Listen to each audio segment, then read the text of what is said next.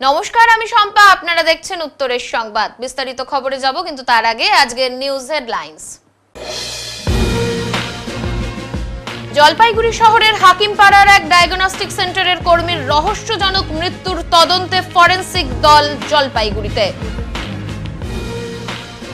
সিএবির তত্ত্বাবধানে ক্যাম্প অনুষ্ঠিত হচ্ছে জলপাইগুড়ির জেওয়াইএমএ ময়দানে। বেঙ্গল ক্রিকেট টিমে যাওয়ার সুযোগ মহিলা ক্রিকেট খেলোয়াড়দের।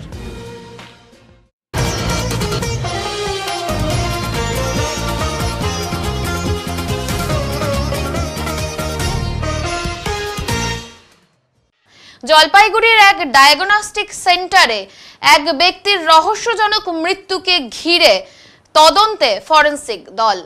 সম্প্রতি জলপাইগুড়ি শহরের হাকিমপাড়ার এক ডায়াগনস্টিক সেন্টারের কর্মীর রহস্যজনক মৃত্যুকে ঘিরে চাঞ্চল্য তৈরি হয়। মৃত কর্মীর নাম রাহুল ঝা। রবিবার তার ঝুলন্ত দেহ উদ্ধার হওয়ার পর থেকেই ক্ষোভ ছড়ায় পরিবার ও এলাকাবাসীদের মধ্যে। অভিযোগ, দীর্ঘদিন ধরে মানসিক চাপে রেখেই রাহুলকে আত্মহত্যা করতে বাধ্য করা হয়েছে। কাঠগড়ায় নাম উঠেছে সেন্টারের মালিক চিকিৎসক কমলেশ বিশ্বাস ও তার স্ত্রীর। পরিবারের পক্ষ থেকে ওই দম্পতির নামে থানায় লিখিত অভিযোগও দায়ের করা হয়েছে। ঘটনার তদন্তে মঙ্গলবার হাকিমপাড়ায় ওই ডায়াগনস্টিক সেন্টারে পৌঁছায় ফরেনসিক দলের সদস্যরা। তাদের সঙ্গে ছিলেন জলপাইগুড়ি কোতোয়ালি থানার পুলিশ কর্মীরাও। সূত্রের খবর, সেন্টারের সিসিটিভি, হার্ড ডিস্ক সহ বেশ কিছু গুরুত্বপূর্ণ নথি ও নমুনা সংগ্রহ করেছে ফরেনসিক দল। এগুলি খুঁটিয়ে পরীক্ষা করা হবে তদন্তের স্বার্থে। অন্যদিকে মৃতের পরিবারের দাবি, রাহুলকে প্রথমে হত্যা করে পরে ঝুলিয়ে দেওয়া হয়েছে।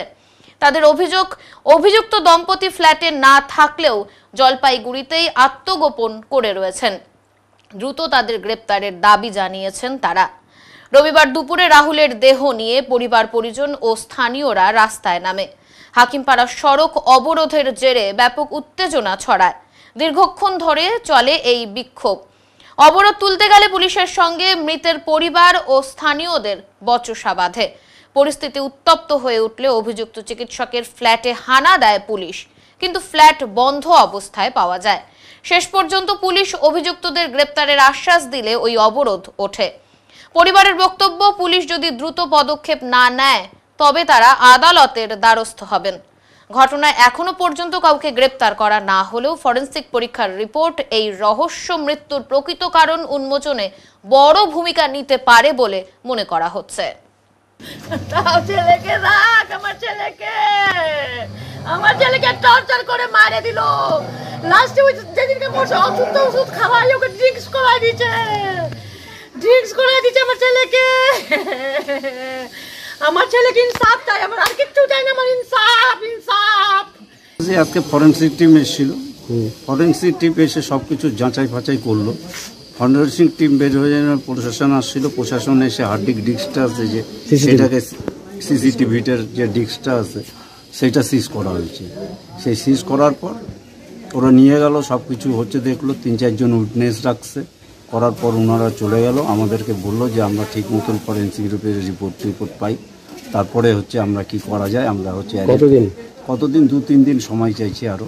আজকে তালা খুলে সিল খুলে আবার হচ্ছে ভিতরে আমরা তারপরে আবার তালা মেরে দিয়েছি, প্রশাসনই মেরে দিয়েছে।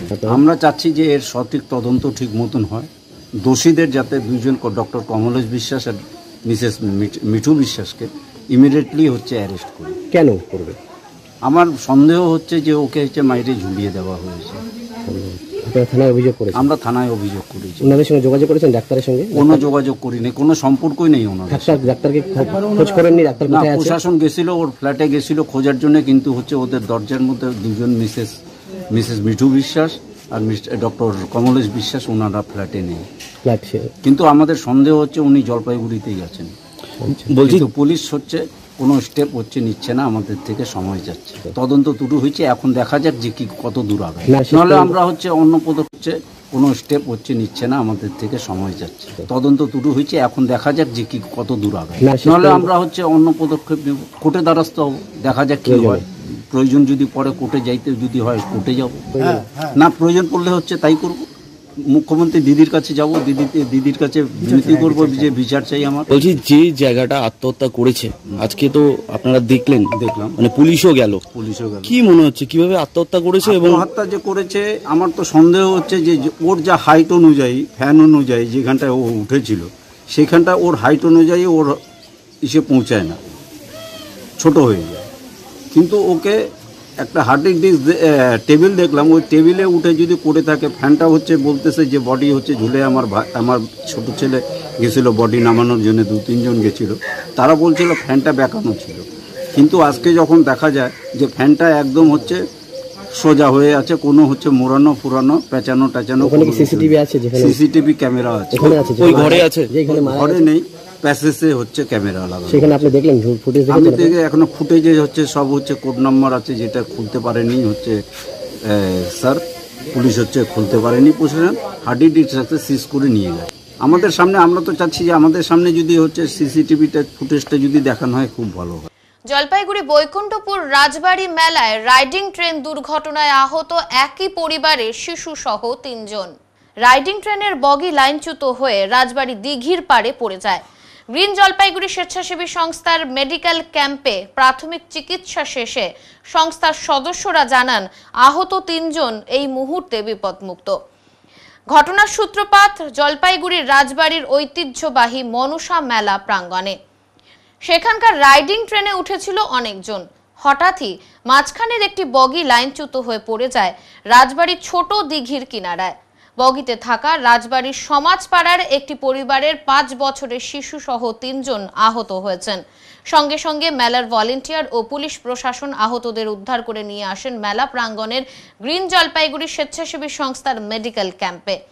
সেখানে আহত শিশু সহ 3 জনের প্রাথমিক চিকিৎসা শেষে বিপদমুক্ত থাকায় পরের দিন শিশুটিকে শিশু বিশেষজ্ঞ ডাক্তারের কাছে একবার দেখিয়ে নেওয়ার কথা জানিয়ে বাড়ি ফিরে যাওয়ার পরামর্শ দেন সংস্থার সদস্যরা। এদিকে মেলায় এত বড় দুর্ঘটনা ঘটায় মেলা কর্তৃপক্ষ আহতদের স্থানীয় একটি বেসরকারি নার্সিংহোমে নিয়ে যান এবং সেখানকার ডাক্তার আহতদের বিপদমুক্ত দেখে ছেড়ে দেন। গ্রিন জলপাইগুড়ি স্বেচ্ছাসেবী সংস্থার ফ্রি অ্যাম্বুলেন্স পরিষেবা নিয়ে সমাজপাড়ার আহতরা বাড়ি ফেরেন। পুলিশ প্রশাসন মেলার নাগরদোলা, রাইডিং ট্রেন সহ যাবতীয় রাইডিংগুলো চালানোর বন্ধ রাখার নির্দেশ দেন। স্বাভাবিক ছন্দে ফেরে মেলা। এই প্রসঙ্গে গ্রিন জলপাইগুড়ি স্বেচ্ছাসেবী সংস্থার সম্পাদক অঙ্কুর দাস জানিয়েছেন, ওই রাত আনুমানিক 11টার দিকে জলপাইগুড়ি রাজবাড়ি যে মেলা হচ্ছে সেই মেলায় যে খেলনা ট্রেন আছে সেই খেলনা ট্রেন থেকে একটা বগি পাল্টে গিয়ে পড়ে যায় জলাশয়ের ধারে এবং সেখানে একটা দম্পতি ছিল যাদের একটা ছোট্ট বাচ্চা এবং স্বামী স্ত্রী 3জনই ইনজুরি হয়। সাথে সাথে পুলিশ এবং ভলেন্টিয়াররা আমাদের ক্যাম্পে নিয়ে এসে আমরা ফার্স্ট এড দিয়ে তাদেরকে দেখলাম যে বিপদমুক্ত, তখন ছেড়ে দিই এবং আমাদের অ্যাম্বুলেন্সে তাদেরকে বাড়ি পৌঁছে দেওয়া হয়। পরিস্থিতি কেমন কি জানলেন? হ্যাঁ, বাচ্চাটার একটু ভালোই ব্যথা পেয়েছে, পায়ে অনেকটা কেটে গেছে, আর বাকি 2জন মোটামুটি সুস্থ, প্রাথমিক চিকিৎসার পরে তারা সুস্থ হয়ে গেছেন। এই যে এই বিষয়টা নিয়ে কি বলবেন? এইটা যারা কর্তৃপক্ষ আছে তাদের আরও সাবধানতা অবলম্বন করা দরকার ছিল, কারণ অ্যাকচুয়ালিতে এই যে টয় ট্রেন বা খেলনা ট্রেন এসব কিছুতে উঠে মানে বাচ্চারাই উঠে বেশি, এবং তাদের নিরাপত্তার কথা চিন্তা করে কর্তৃপক্ষকে আরও সতর্ক থাকা উচিত ছিল। এবং এটা আমার দেখা এই প্রথম অ্যাক্সিডেন্ট, এটা কাম্য নয় কখনো। এবং এই যে ফ্যামিলিটা তারা প্রচণ্ড মানে শকে ছিল, যে প্রচণ্ড ভয় পেয়ে গেছিলো তাদের, যে আমরা আমাদের ক্যাম্পে আসার পর যেটা দেখলাম তাতে মানে কর্তৃপক্ষের আরও দায়িত্বশীল হওয়া উচিত। এবং মেলা কর্তৃপক্ষ সাথে সাথে তাদেরকে আমাদের এখান থেকে পরে নিয়ে গেছিলেন এবং এই রাজবাড়ি পাড়া যে বেসরকারি নার্সিংহোম আছে সেখানে প্রাথমিক চিকিৎসা দেওয়ানো হয়েছিল, পরে আমাদের অ্যাম্বুলেন্সে বাড়ি পৌঁছে দেওয়া হয়। সাথে আহত পরিবারের সদস্য ও মেলা কমিটির পক্ষ থেকে জানানো হয়েছে, আরে কালকে আমরা ফ্যামিলি নিয়ে রাজবাড়ির মেলাতে গেছিলাম। তো রাজবাড়ির মেলায় গিয়ে বাচ্চার যা হয় সে বিভিন্ন রাইডস চড়বে, তো আমরা যেটা ড্রাগন ট্রেন, সেই ড্রাগন ট্রেনটা উঠেছি। ওঠার পর আমরাই নিজেরা, আর কোনো লোক ছিল না, তো চালু করেছে। চালু করার পর দেখছি যে একদম পুকুর ধার দিয়ে ঘুরছে। তা আমার বউ ভয় পেয়েছে, বললো নেমে যায়। আমরা হ্যাঁ নেমে যাই। আমরা ওকে বলছি ভাই স্লো থামা, আমরা নেমে যাব। ও করলো কি নিমিষে স্পিড আরও বাড়িয়ে দিল। যেই বাড়িয়ে দিল আমরা 2 রাউন্ডের পর 3rd রাউন্ডে পুরো ছিটকে 3 জনে ওইটা ভেঙে পড়ে গেছি।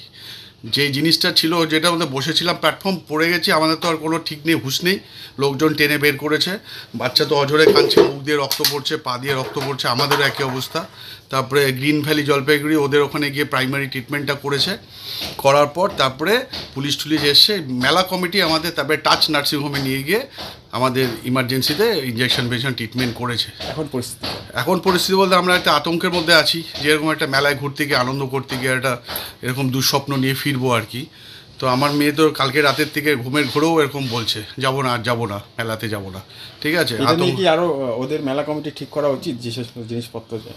অবশ্যই ঠিক করা উচিত। এগুলো তো বাচ্চাদের রাইটস, বিশেষ করে বাচ্চারাই ঘুরবে, বাবা মা থাকবে ঠিক আছে। আমার বাচ্চা তো রাইডস চড়তেই ভালোবাসে, মেলায় যায় রাইডস চড়ার জন্য।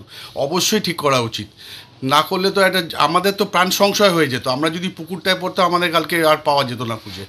ঠিক আছে, তো যাকে আমরা বলবো মেলা কমিটি আমাদের হেল্প করেছে, নার্সিংহোমে নিয়ে এসছে, সেটা বলবো না, যারা রাজবাড়ির লোক বা মেলা কমিটির লোক। কিন্তু ওদের একটা বোঝা উচিত যে জিনিসগুলো যেন ঠিকঠাক করে পরিচালনা করে আর কি, যাতে কারো এরকম ভবিষ্যতে না হয় আর কি। আমার নাম তপন সেনগুপ্ত। তো মেলা হচ্ছে, কালকে একটা ঘটনা হয়ে গিয়েছিল, ওই যে ড্রাগন ট্রেন ভেঙে পড়েছিল, সেইটা নিয়ে যারা মেলার এই সমস্ত কাজ করে তাদের নিয়ে কোনো আলোচনা বা হয়েছে? হচ্ছে একটা দুর্ঘটনা ঘটে গেছিলো, সামান্য, খুব একটা হয়নি।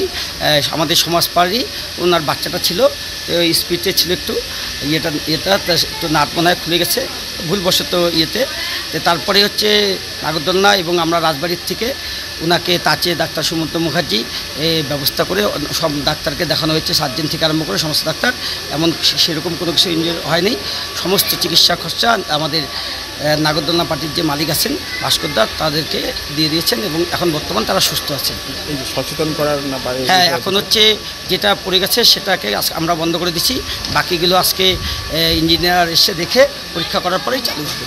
আমাদের পাড়া আমাদের সমাধান এই ক্যাম্পের আজ সূচনা হলো জলপাইগুড়ি পৌরসভার 7 নম্বর ওয়ার্ডে। উপস্থিত ছিলেন সদর মহকুমার শাসক ও চেয়ারপারসন। জলপাইগুড়ি পৌরসভার 7 নম্বর ওয়ার্ডে আজ অনুষ্ঠিত হলো আমাদের পাড়া আমাদের সমাধান। এই প্রকল্পের মাধ্যমে উক্ত এলাকার মানুষের ছোট ছোট সমস্যার সমাধানে অগ্রগামী ভূমিকা পালন করবে জলপাইগুড়ি পৌরসভা। আর আমাদের পাড়া আমাদের সমাধান এই প্রকল্পের আজ সূচনা করলেন জলপাইগুড়ি পৌরসভার পৌরমাতা পাপিয়া পাল। উপস্থিত ছিলেন সদর মহকুমা শাসক তমজিৎ চক্রবর্তী। এর পাশাপাশি সাধারণ মানুষের সাথে কথা বলেন এবং মানুষের অভাব অভিযোগ শোনেন সদর মহকুমা শাসক ও জলপাইগুড়ি পৌরসভার চেয়ারম্যান। পাশাপাশি আগামী দিনে সমস্যার সমাধান করবেন বলেও জানান তারা। আজকের এই প্রকল্পে অনেক সাধারণ মানুষ উপস্থিত হয়ে তাদের সমস্যার কথা তুলে ধরেন। একই সঙ্গে আজ পৌরসভার 7 নম্বর ওয়ার্ডের অগ্রণী ক্লাবের পাশে প্রাথমিক বিদ্যালয়ে অনুষ্ঠিত হলো দুয়ারে সরকারের ক্যাম্প। আজকে আমাদের পাড়া আমাদের সমাধান অভিযানের ক্যাম্প হচ্ছে এবং মাননীয় মুখ্যমন্ত্রীর নির্দেশে এই ক্যাম্পটি অনুষ্ঠিত হচ্ছে। জলপাইগুড়ি পৌরসভা খুব সুন্দরভাবে ক্যাম্পটির আয়োজন করেছে। আপনারা দেখতে পাচ্ছেন মানুষজন নিজে থেকে এসে তাদের সমস্যার কথা বলছেন, কি চাইছেন সেটা বলছেন এবং এটাই মানুষের কাছে নিয়ে যাওয়ার জন্য আমরা নির্দেশিত এবং সেটাই হচ্ছে। এর সাথে সাথে দুয়ারে সরকারে কিন্তু 37টি প্রকল্পের ক্যাম্প হচ্ছে, যেখানে মানুষজন আসতে পারছেন, তাদের সুবিধাটা পেতে পারছে। পাহাড়ে বৃষ্টির জেরে চুইখিমে ধসের জেরে আটকে পড়ল পর্যটকের গাড়ি। গত কয়েকদিন ধরে পাহাড়ে একটানা বৃষ্টির কারণে রাস্তাঘাটের পরিস্থিতি অত্যন্ত খারাপ হয়ে পড়েছে। মালবাজার ব্লকের বাগরাকোট এলাকার লুপপুল পেরিয়ে কালিম্পং জেলার চুইখিম যাওয়ার 717 নম্বর জাতীয় সড়কেও তার প্রভাব পড়েছে। যদিও গত দুদিন ধরে ভারী বৃষ্টি হয়নি, তবুও সোমবার দুপুরে আবারও বৃষ্টি শুরু হতেই চুইখিমের কাছাকাছি এলাকায় 717 নম্বর জাতীয় সড়কে ফের ধস নামতে শুরু করে। ধস থেকে সৃষ্ট কাদা ও পাথরের মধ্যে আটকে পড়ে পর্যটকের গাড়ি। ফলে ওই সড়ক দিয়ে যান চলাচল সম্পূর্ণ বন্ধ হয়ে যায় এবং রাস্তার দুধারে বহু গাড়ি আটকে পড়ে।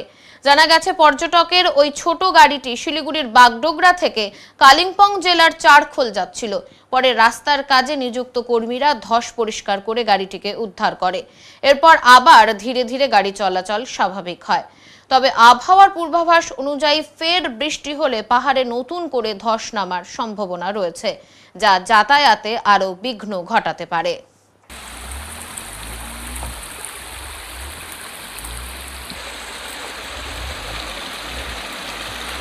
অনুষ্ঠিত হলো জলপাইগুড়ি বামনপাড়া সার্বজনীন দুর্গাপুজো কমিটির খুঁটি পুজো।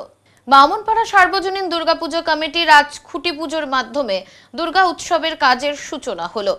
বামনপাড়া সার্বজনীন দুর্গাপুজো কমিটি পরিচালনায় বামনপাড়া যুবক সংঘ এবছর তাদের পুজোর ৭৪তম বছরে পদার্পণ করলো। বাজেট প্রায় 12 লক্ষ টাকা। এবার বিশেষ ভাবনা হিসেবে তাদের থাকছে বেনারসের জমিদার বাড়ি, যা মূলত কাচ দিয়েই বেশিরভাগটি তৈরি হবে। মূর্তিতে থাকছে অভিনব চমক এবং আলোকসজ্জায় থাকছে এক নতুন চমক। সব মিলিয়ে এবার বামনপাড়া সার্বজনীন দুর্গাপূজা কমিটি জলপাইগুড়িবাসীর মন জয় করবে, এমনটাই জানিয়েছেন পূজা কমিটির যুগ্ম সম্পাদক সুশোভন সরকার। বামনপাড়া সার্বজনীন দুর্গাপূজার এবার ৭৪তম বর্ষ।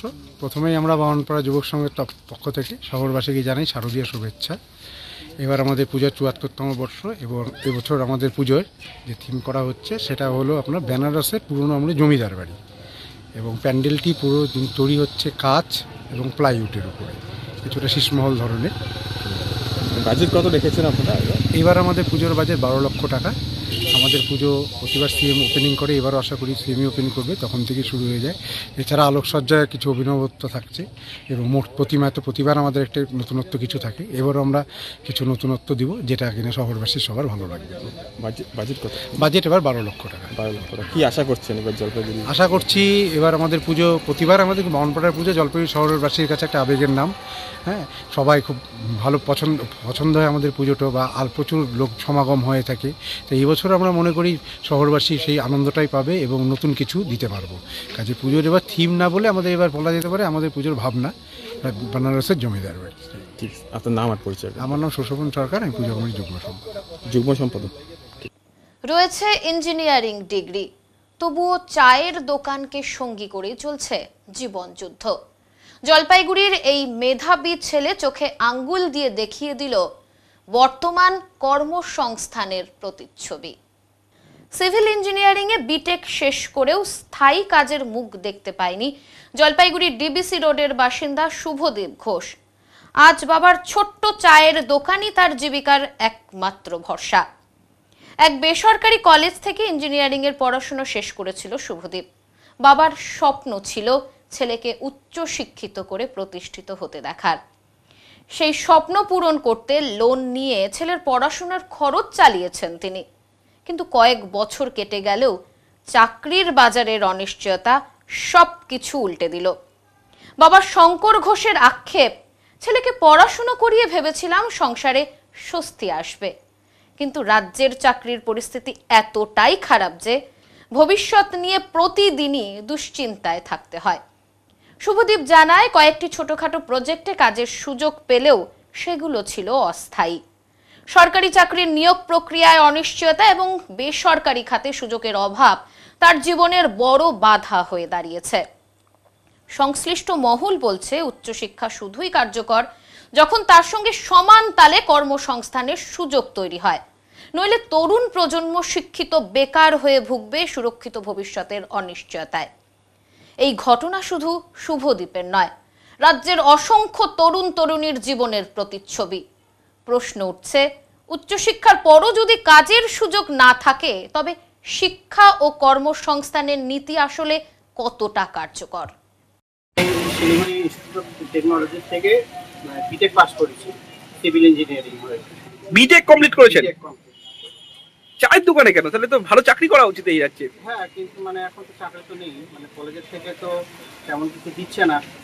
কলেজের থেকে যেটা দিচ্ছে সেটা হচ্ছে সেলস। আমি যদি বিটেক কমপ্লিট করে আমি যদি সেলসে যাই, তাহলে আমি কলেজে এত টাকা খরচা করে আমি বিটেক কেন কমপ্লিট করলাম? বাবার চায়ের দোকানে? হ্যাঁ, তো এখন বাধ্য হয়ে আমাকে চায়ের দোকানে করতে হবে না। আর অপশন একটা, আমাকে বাইরে যেতে হবে, ব্যাঙ্গালোর বা পুনে বা সেখানেও মায়না নাই গেছে, সেখানেও তো ওরকমই ওই 17-18 টাকা। হ্যাঁ, ওই 12,000 এরকম সামথিং, 12,000 15,000। যারা এই পড়াশোনা নিয়ে এত ভাবতেছে এই রাজ্য থেকে, কি বলবে তুমি আর তোমার বর্তমান অবস্থা? এডুকেশনটা এখন মানে বলতে গেলে নেই, আগে যে পরিস্থিতিটা ছিল সেটা এখন হচ্ছে বর্তমানে নেই। মানে আগে কলেজের ফ্যাকাল্টি বলুন বা কলেজের থেকে প্লেসমেন্ট বলুন, সবই ভালো ছিল, কিন্তু এখন সে পরিস্থিতিটা নেই। এখন আর কি এডুকেশন বলতে গেলে প্রায় ব্যর্থ। তোমার নাম কি? শুভদীপ ঘোষ। মনে হয় চাকরি হবে, মনে হয় না, কারণ যে এত পড়াশোনা শেখানোর পরও যদি এখন যদি একটা চাকরি বাকরি না পায়, এখন কি করবে? কি বলবে? ছেলে কত এই চায়ের দোকান করে ছেলেকে পড়াশোনা করাছিলেন, বর্তমানে কি করতেছে? বর্তমানে যে চায়ের দোকান করতেছে, আশা নিয়ে তো পড়াইছিলেন। আশা নিয়ে পড়াশোনা, এখন চাকরি বাকরি জন্যই পড়াশোনার মধ্যে হচ্ছে, চাকরি তো হচ্ছেই না। চায়ের দোকানে নিয়ে আসে আমি কি করবো? কি বলবেন এই যে এত পড়াশোনা করতেছে যে পড়াশোনা করলে তো এখন তো মানে মানে এমন পরিস্থিতি দাঁড়ায় গেছে যে দিদির ক্রেডিট কার্ড সেটাও পেলাম না, বাধ্য হয়ে ধার দেনা করে যাই পড়ালাম, ভাবলাম যে একটা চাকরি বাকরি পাবে, কিন্তু এই সরকারের আমার তো কোনো চাকরি নেই। কি নাম আপনার? আমার নাম হচ্ছে শঙ্কর ঘোষ। আপনি কত বছর ধরে এই দোকান করতেছেন? আমি দোকান করতেছি প্রায় 40 বছর হয়ে গেছে। সংবাদে এখন সময় বিরতির, ফিরে আসছি বিরতির পর, সঙ্গে থাকুন। সব সময় সব দিকের সব খবর পেতে সাবস্ক্রাইব করুন, বেল আইকনটি প্রেস করে আপডেট থাকুন।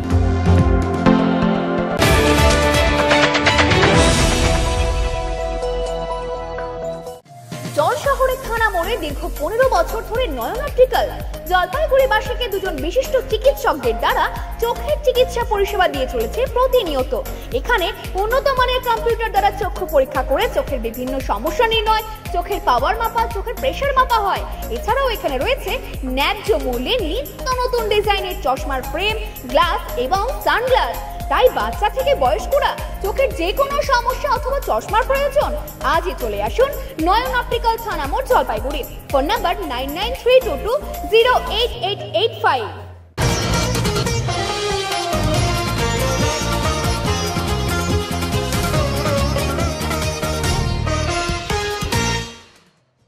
মুখ্যমন্ত্রীর ঘোষণার পরেই খুশির হাওয়া পরিযায়ী শ্রমিক পরিবারে।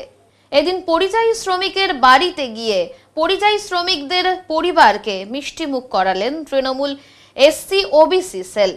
জানা যায়, পরিযায়ী শ্রমিকদের জন্য মুখ্যমন্ত্রীর বড় ঘোষণা, শ্রমশ্রী প্রকল্পে মিলবে 5,000 টাকা অনুদান। রাজ্যে পরিযায়ী শ্রমিকদের স্বার্থে মুখ্যমন্ত্রী মমতা বন্দ্যোপাধ্যায়ের নতুন উদ্যোগ এবার শ্রমশ্রী প্রকল্প।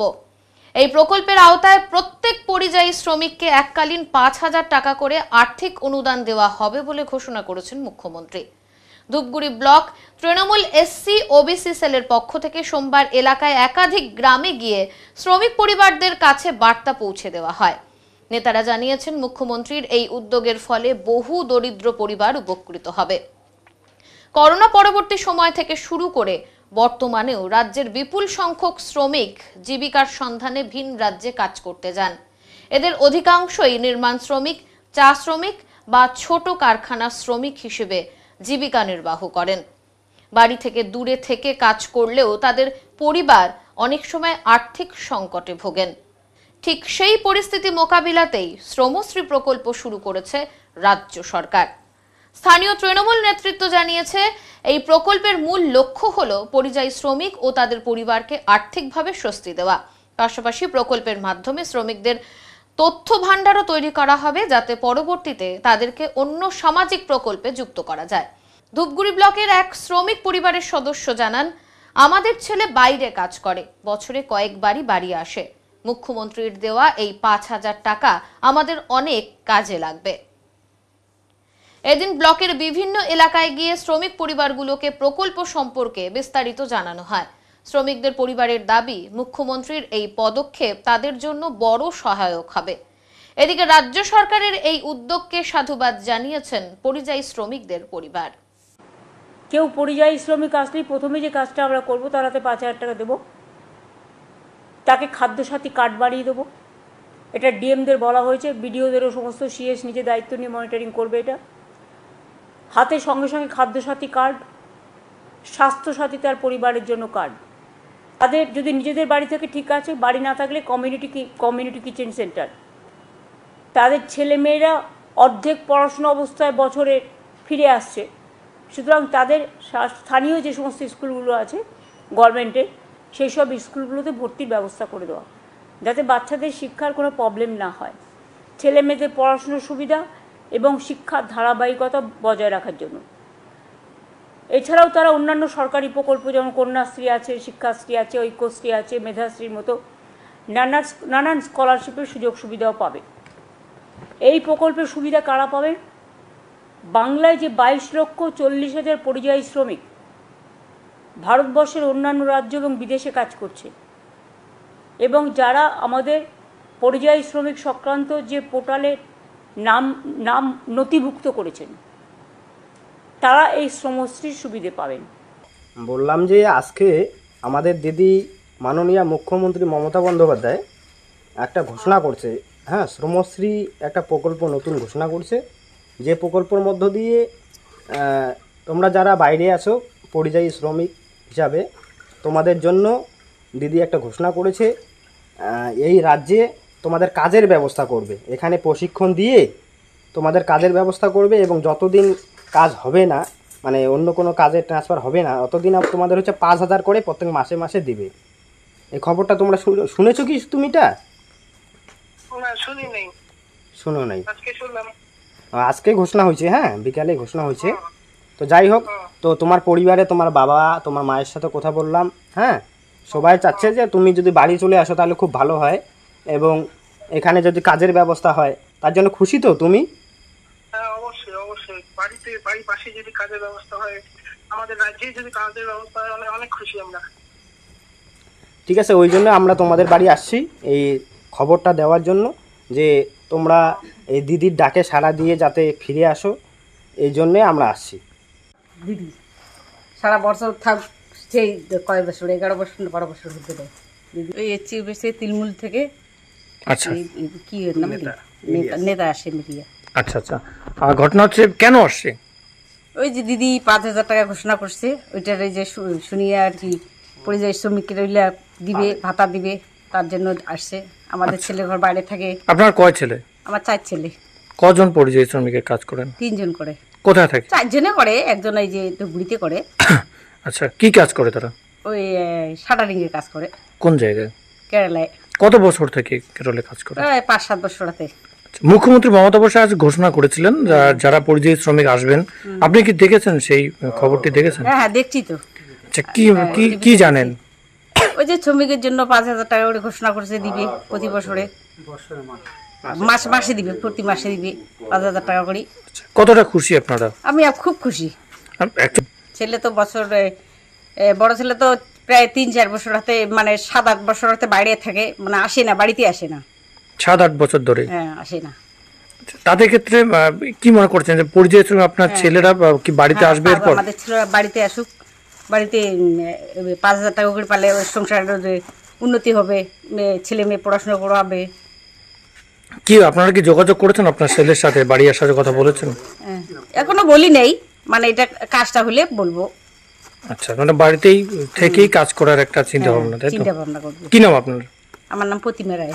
আচ্ছা, আপনার ছেলের নাম? আমার বড় ছেলের নাম পিয়ন রায়, আর মেজর ছেলের নাম হলো সঞ্জিত রায়, আর সেজ ছেলের নাম হলো ধরঞ্জয় রায়, আর ছোট ছেলের নাম হলো মনোজিৎ রায়। আচ্ছা, আপনার ছোট ছেলে আর বড় 2 ছেলে আছে বাইরে, তাই তো? না, 3 ছেলে বাইরে আছে। আচ্ছা আচ্ছা, কি নাম এই যে এলাকার নাম? আমার এলাকার নাম এটা মাগুরমুড়ি। কি নাম আপনার? মাম্পি রায়। আচ্ছা, কতদিন আগে বিয়ে হয় আপনাদের? হচ্ছে 7 বছর। আচ্ছা, আপনার স্বামী কি বাইরে কর্মরত, মানে পরিযায়ী শ্রমিক? হ্যাঁ।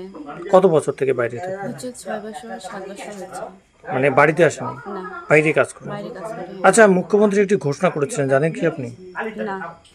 আচ্ছা, যেখানে মুখ্যমন্ত্রী বলেছেন যে যারা পরিযায়ী শ্রমিক বাইরে আছেন তারা যাতে বাড়িতে আসে, সেক্ষেত্রে কর্মসংস্থানের পাশাপাশি আসার পরেই 5,000 টাকা প্রতি মাসে 1 বছরের জন্য 5,000 টাকা করে মাসে মাসে দেবে। সেক্ষেত্রে কি মনে করছেন যে আপনার স্বামী বাড়িতে আসাটা কতটা? হ্যাঁ, বাড়িতে আসাই তো ভালো। একটা বলা দেখছেন হচ্ছে দিদি টাকা দিলে তো ভালোই হয়, স্বামী সারা জীবন যদি বাইরে থাকে তাহলে খারাপই লাগে। বাড়ির থাকাটা অনেক ভালো, বাচ্চার অসুবিধা হয়, বাবাকে চায়, এটাই। বাড়িতে থাকলে টাকা পয়সা থাকে না, বাইরে থাকলে বাচ্চা বাবা মাকে চায়, বাবাকে ছাড়া ভালো লাগে না, এরকম করে কান্না করে। সেক্ষেত্রে মুখ্যমন্ত্রী ঘোষণাকে কি বলবেন? ঠিক আছে, ভালোই, দিদি দেয় তো ভালো। জলপাইগুড়ি জেলা কংগ্রেস কার্যালয়ে রাজীব ভবনে এক আলোচনা সভার আয়োজন করা হয় জেলা ছাত্র পরিষদের পক্ষ থেকে। জলপাইগুড়িতে ছাত্র পরিষদের আলোচনা সভা ৭২তম প্রতিষ্ঠা দিবসে যোগদানের আহ্বান। আগামী 28শে আগস্ট মহাজাতি সদনে অনুষ্ঠিত হতে চলেছে পশ্চিমবঙ্গ রাজ্য ছাত্র পরিষদের ৭২তম প্রতিষ্ঠা দিবস। সেই কর্মসূচিকে সামনে রেখে মঙ্গলবার জলপাইগুড়ি জেলা কংগ্রেস কার্যালয়ে রাজীব ভবনে একটি আলোচনা সভার আয়োজন করে জেলা ছাত্র পরিষদ। সভায় উপস্থিত ছিলেন জেলা ছাত্র পরিষদের সভাপতি অর্জুন সরকার সহ সংগঠনের অন্যান্য নেতৃত্ব। অর্জুন সরকার জানান, সকলকেই প্রতিষ্ঠা দিবসে যোগদানের জন্য আন্তরিক আহ্বান জানানো হচ্ছে। যারা এখনো সংগঠনের সঙ্গে যুক্ত হননি তাদেরকেও অনুরোধ করা হচ্ছে দ্রুত ছাত্র পরিষদের সঙ্গে যুক্ত হয়ে ছাত্রছাত্রীদের স্বার্থ রক্ষার এই আন্দোলনে অংশ নিতে। তিনি তৃণমূল ছাত্র পরিষদকে কটাক্ষ করে জানান, রাজ্যের বিভিন্ন কলেজে টিএমসিপি নামে সংগঠন সন্ত্রাস চালাচ্ছে। পাশাপাশি তিনি দাবি করেন 28শে আগস্টকে নিজেদের প্রতিষ্ঠা দিবস হিসেবে প্রচার করছে টিএমসিপি, যা সম্পূর্ণ মিথ্যে। প্রকৃত প্রতিষ্ঠা দিবস শুধুমাত্র ছাত্র পরিষদের। অর্জুন সরকার আরও জানান, ছাত্র পরিষদ প্রতিষ্ঠার পর থেকেই ছাত্রছাত্রীদের অধিকার রক্ষার জন্য লড়াই চলছে এবং আগামী দিনেও সেই সংগ্রাম অব্যাহত থাকবে। আমি জলপাইগুড়ি জেলা ছাত্র পরিষদের সভাপতি। আজকে আমরা মূলত আমাদের ছাত্র পরিষদের প্রতিষ্ঠা দিবস 28শে আগস্ট মহাজ্যোতি সদন চলো সেই নিয়ে আজকে আমাদের এই আলোচনা সভা। আমি আপনাদের এই মিডিয়ার মাধ্যম থেকে প্রত্যেক ছাত্রছাত্রীর কাছে আহ্বান করব, আপনারা ছাত্র পরিষদে যোগদান করুন এবং ছাত্রছাত্রীর স্বার্থে লড়াই করুন। আপনারা সকলেই জানেন প্রত্যেক সারা পশ্চিমবঙ্গ জুড়ে একটি সংগঠন চলছে, টিএমসিপি নামক একটি ছাত্র সংগঠন চলছে, যারা প্রত্যেক কলেজে কলেজে একটি সন্ত্রাসের আবরণ সৃষ্টি করেছে। সেই সন্ত্রাসের আবরণ থেকে ছাত্রছাত্রীকে রক্ষা করার স্বার্থে প্রত্যেক ছাত্র সমাজকে গর্জে উঠতে হবে। এবং আপনারা সকলেই জানেন সেই টিএমসিপি নামক যে ছাত্র সংগঠনটি আছে তারা দাবি করে থাকে 28শে আগস্ট নাকি তাদেরও প্রতিষ্ঠা দিবস। কিন্তু বন্ধুগণ, আপনাদের জানতে হবে 28শে আগস্ট শুধুমাত্র ছাত্র পরিষদের প্রতিষ্ঠা দিবস। তারা কখনো 29শে আগস্ট তাদের প্রতিষ্ঠা দিবস পালন করে, কখনো তারা 28শে আগস্ট তাদের প্রতিষ্ঠা দিবস পালন করে। তাদের প্রতিষ্ঠা দিবসের কোনো ঠিক নেই। তারা কপি করেছে আমাদের ফ্ল্যাগের ডিজাইন, তারা কপি করেছে আমাদের ফ্ল্যাগের শিক্ষার প্রগতি, সংঘবদ্ধ জীবন, দেশপ্রেমের লেখা, কিন্তু তারা কপি করতে পারেনি এবং কি তারা চুরি করতে পারেনি আমাদের ছাত্র পরিষদের আদর্শ, এবং সেটা তারা কখনোই পারবে না। কারণ আমরা ছাত্র পরিষদ সদা সর্বদা ছাত্রছাত্রীর সাথে লড়াই করি এবং ছাত্রছাত্রীর স্বার্থে আমরা লড়াই করে যাব। এবং আমি আপনাদের এই মিডিয়ার মাধ্যম থেকে প্রত্যেক ছাত্র সমাজকে আহ্বান করছি, আপনারা আসুন, ছাত্র পরিষদে যোগদান করুন এবং আমাদের 28শে আগস্ট মহাজ্যোতি সদন যে আমাদের প্রতিষ্ঠা দিবস হবে সেখানে সামিল হন। ধন্যবাদ। বিভিন্ন দাবিতে আজ জলপাইগুড়ি জেলা শাসকের দপ্তরের দ্বারস্থ হল West Bengal sales medical and representative union Jalpaiguri জেলা কমিটি। এদিন ইউনিয়নের সদস্যরা নিজেদের দাবি দেওয়া সম্বলিত ডেপুটেশন তুলে দিতে উপস্থিত হলেন জেলা শাসকের দপ্তরে। মূলত 4 দফা দাবিতে তাদের এই ডেপুটেশন কর্মসূচি বলে জানা গিয়েছে। ডেপুটেশনে দাবি করা হয় সেলস প্রমোশন এমপ্লয়িজ অ্যাক্ট 1976 কার্যকর করা, নতুন 4টি শ্রম কোড বাতিল, সেলস প্রমোশনকে শিল্প হিসেবে স্বীকৃতি দেওয়া, চিকিৎসা প্রতিনিধিদের হাসপাতাল প্রতিষ্ঠানে বাধাহীন প্রবেশাধিকার নিশ্চিত করা সহ অন্যান্য দাবিতে এদিনের কর্মসূচি বলে জানান সংগঠনের জেলা সম্পাদক অভিজিৎ গাঙ্গুলি।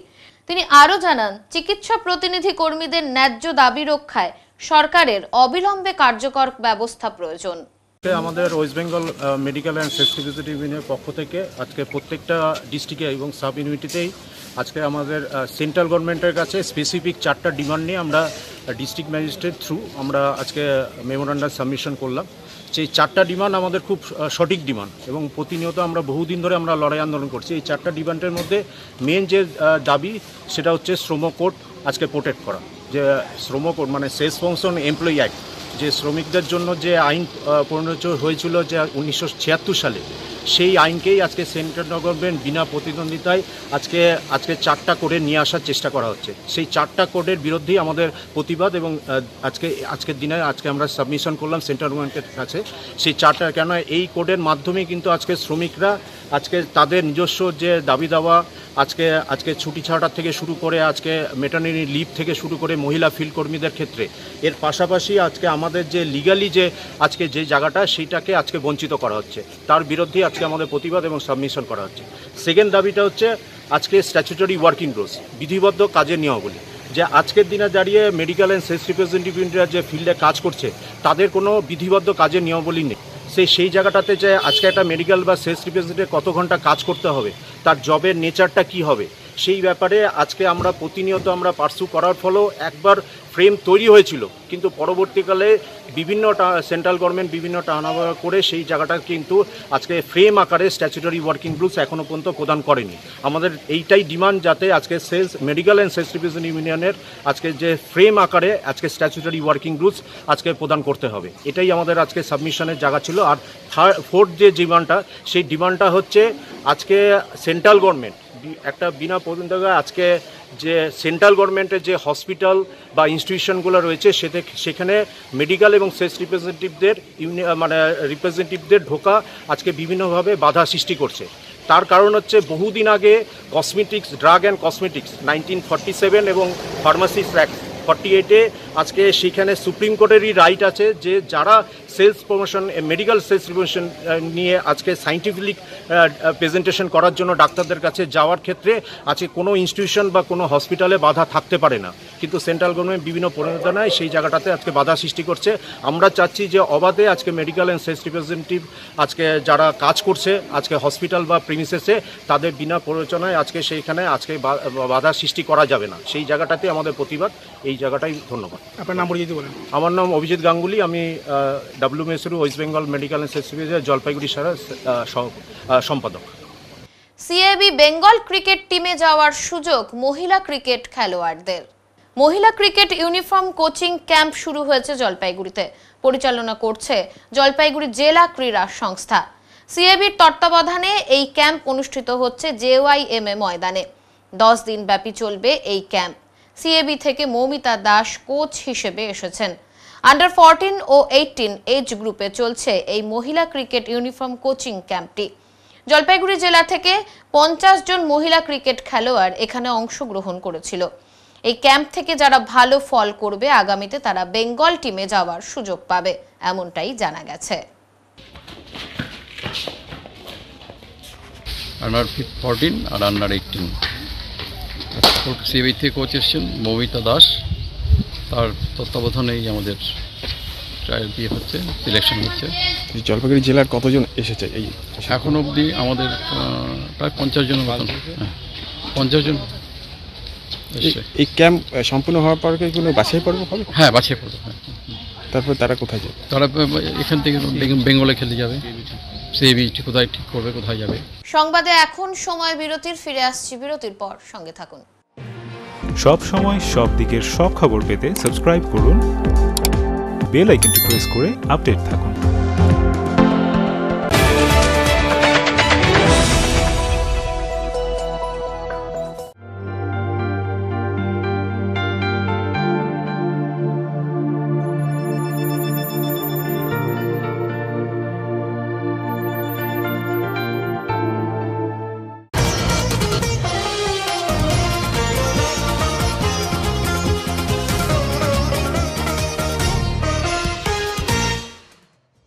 লাদাখের 2টি শৃঙ্গ জয় করে ফিরলেন বাংলার 4 পর্বতারোহী। হিমালয়ের বুকে ইতিহাস রচনা করলেন বাংলার 4 পর্বতারোহী। মানুষের পদচিহ্ন পড়েনি এমন 2টি শৃঙ্গ জয় করে ফিরেছেন শিলিগুড়ির গণেশ সাহা, ব্যারাকপুরের কল্যাণ দেব, মালবাজারের সুদেব রায় ও কাজল Kumar Dutta.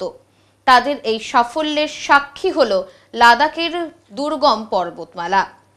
Himalayan nature and adventure ফাউন্ডেশনের উদ্যোগে আয়োজিত হয়েছিল এই অভিযান। 16 বছর পর এত বড় মাপের অভিযান পরিচালনা করল সংগঠনটি। অভিযাত্রীদের লক্ষ্য ছিল 6205 মিটার এবং 6150 মিটার উচ্চতার 2টি অজানা শৃঙ্গ জয় করা।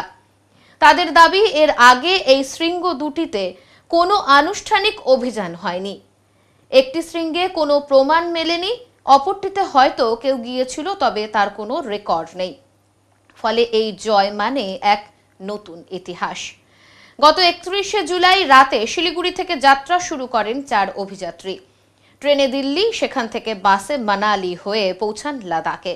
শুরু হয় প্রতিকূল আবহাওয়া আর কঠিন পথে দীর্ঘ ট্রেকিং। 9 আগস্ট প্রায় 12 ঘন্টার প্রচেষ্টায় শৃঙ্গ জয়ের স্বপ্ন সফল হয়। অজানা শৃঙ্গে ওঠার সবচেয়ে বড় চ্যালেঞ্জ হলো অনিশ্চয়তা। কি ধরনের প্রাকৃতিক দুর্যোগ অপেক্ষা করছে আগে থেকে বলা যায় না। সেখানেই লুকিয়ে থাকে রোমাঞ্চ আর দায়িত্ব, বলছেন অভিযাত্রী গণেশ সাহা। অভিযান চলাকালীন নানান বাধার মুখে পড়েছেন তারা, কখনো ঝড় বৃষ্টির থাবা, কখনো আবার পাহাড়ি ধসে পথ আটকে যাওয়া। শৃঙ্গ জয়ের দিনে তীব্র জলাভাবও তাদের বড় পরীক্ষা নেয়। ফিরে আসার সময়ও 36 ঘন্টা ধসে আটকে থাকতে হয় পাহাড়ি রাস্তায়। শৃঙ্গ দুটি অবস্থিত লাদাখের মনোরম পুগা ভ্যালির কাছে। অপরূপ দৃশ্যপটে ঘেরা এই অভিযাত্রা শুধু শারীরিক সামর্থ্যের নয়, মানসিক দৃঢ়তারও জয়গাথা। অভিযানের পর অভিযাত্রীরা জানিয়েছেন, আমরা দুটি শৃঙ্গ জয় করিনি, জয় করেছি আমাদের সাহস, অধ্যবসায় আর একান্ত প্রচেষ্টা। বাংলার মাটিতে ফিরে এসে তাদের এই জয়গাথা এখন বাঙালির গর্বের নতুন অধ্যায়।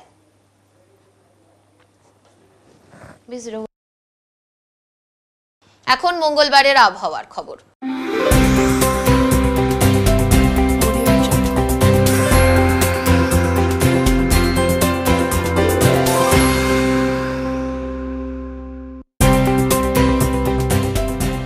কেন্দ্রীয় আবহাওয়া দপ্তরের জলপাইগুড়ি কেন্দ্র থেকে পাওয়া তথ্য অনুযায়ী মঙ্গলবার দিনের সর্বোচ্চ তাপমাত্রা ছিল 32.8 ডিগ্রি সেলসিয়াস এবং সর্বনিম্ন তাপমাত্রা ছিল 26.7 ডিগ্রি সেলসিয়াস। গত 24 ঘন্টায় বৃষ্টি হয়েছে 3 মিলিমিটার। শেষ করবার আগে আজকের বিশেষ সংবাদ আরো একবার। জলপাইগুড়ি শহরের হাকিমপাড়ার এক ডায়াগনস্টিক সেন্টারের কর্মীর রহস্যজনক মৃত্যুর তদন্তে ফরেনসিক দল জলপাইগুড়িতে। সিএবির তত্ত্বাবধানে ক্যাম্প অনুষ্ঠিত হচ্ছে জলপাইগুড়ির জেওয়াইএমএ ময়দানে। বেঙ্গল ক্রিকেট টিমে যাওয়ার সুযোগ মহিলা ক্রিকেট খেলোয়াড়দের। উত্তরের মনের পরিবেশনায় উত্তরের সংবাদ এখনকার মতো এই পর্যন্তই। নমস্কার।